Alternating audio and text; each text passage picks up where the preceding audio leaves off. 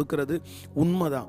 ஆனால் ஒன்று நினச்சிக்குங்க, இந்த சொந்தக்காரங்களை நம்ம சரியாக கையாளலைன்னா, நீங்கள் ஞானமாக கையாளலை அப்படின்னா, இந்த சொந்தக்காரங்களால் ரொம்ப பெரிய பாடுகளை நீங்கள் படுவீங்க.